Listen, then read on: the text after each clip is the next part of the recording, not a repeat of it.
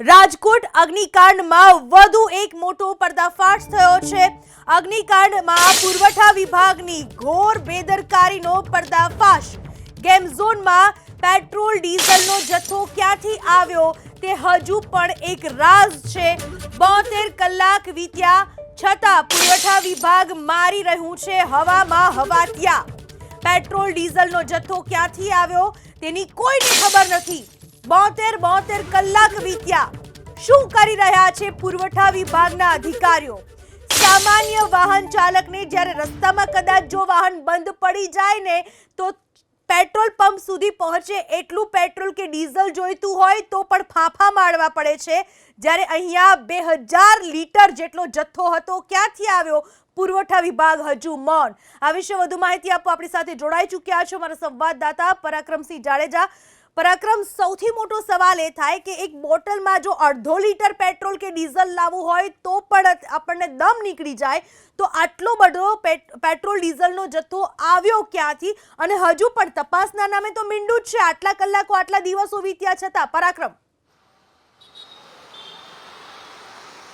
ચોક્કસ રાજકોટના જે પુરવઠા વિભાગ દ્વારા હજી સુધી કોઈ કાર્યવાહી કરી નથી। સ્થળ તપાસ કરી છે કે કેમ તે પણ હજી માલુમ નથી। જિલ્લા કલેક્ટરે આદેશ આપી દીધા। રાજકોટના તમામ ઉચ્ચ અધિકારીઓ નીચેના અધિકારીઓને આદેશ આપે છે, પરંતુ કામગીરી થતી નથી। જિલ્લા કલેક્ટર દ્વારા જે આદેશ આપવામાં આવ્યો હતો, કેમ કે અહીંયા જે નાની નાની કાર ચાલતી હતી એ કાર પેટ્રોલથી ચાલતી હતી અને એ પેટ્રોલનો જથ્થો ત્યાં રાખવામાં આવ્યો હોવાની હકીકત પણ સામે આવી હતી। હવે પેટ્રોલનો જથ્થો હતો કે કેમ એ હવે એટલા માટે જાણી ન શકાય કે પેટ્રોલ જે કેરબાઓમાં ભરેલું હતું એ કેરબા તો બળીને ખાક થઈ ગયા।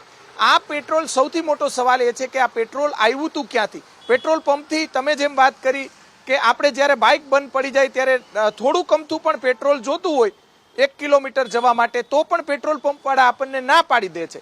એ સત્ય હકીકત છે અને આપવું પણ ન જોઈએ। તો આ હજારો લીટર જે પેટ્રોલનો જથ્થો જેટલો હોય એટલો એ પુરવઠા વિભાગ તપાસ કરશે। 100 લીટર, 200 લીટર, 500 લીટર, 1000 લીટર, પરંતુ પેટ્રોલ આવ્યું ક્યાંથી એ સૌથી મોટો સવાલ છે। આ જ્વલનશીલ પદાર્થ આવશ્યક ધારાનો જે અધિનિયમ છે એ મુજબ ન વેચી શકાય અને જો કોઈએ વેચવું હોય તો ખરેખર કાર્યવાહી થવી જોઈએ, કેમ કે પુરવઠા વિભાગના જે અધિકારી છે તેમના દ્વારા હજી સુધી કોઈ કાર્યવાહી કરવામાં આવી નથી।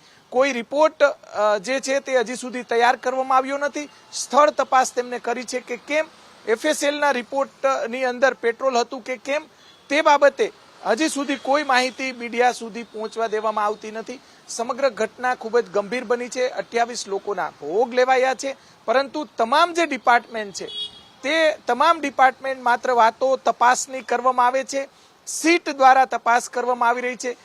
જે પુરવઠા વિભાગના જે અધિકારીઓ છે, પુરવઠા વિભાગ દ્વારા તાત્કાલિક તપાસ કરી અને પેટ્રોલ ક્યાંથી આવ્યું હતું બહુ ઊંડી કાંઈ તપાસ કરવાની નથી। જો તેમના સંચાલકોને પૂછવામાં આવે કે ક્યાંથી પેટ્રોલ આવ્યું હતું, કયા પેટ્રોલ પંપમાંથી પેટ્રોલ આવ્યું હતું, તો ખરેખર સમગ્ર હકીકત બહાર આવી શકે તેમ છે। 28 લોકોના ભોગ લેવાયા, પરંતુ હજી પણ પુરવઠા વિભાગ કલેક્ટરના આદેશ છતાં, પોતાના ઉપરી અધિકારીના આદેશ છતાં હજી પણ પુરવઠા વિભાગ ઘોર નિંદ્રામાં હોય, ઘોર બેદરકારી હોય તે પ્રમાણેનો માહોલ અત્યાર સુધી જોવા મળી રહ્યો છે। જી, આભાર આપનો તમામ માહિતી બદલ। તો આટલા કલાકો વીત્યા, 28 લોકો જીવતા ભૂંજાઈ ગયા, ભોગ લેવાઈ ગયો, પણ હજુ એ બાબતની ખબર નથી પડી કે જેના કારણે આગે વધારે વેગ પકડ્યો, જોર પકડ્યું, એ પેટ્રોલ ડીઝલનો જથ્થો આવ્યો ક્યાંથી।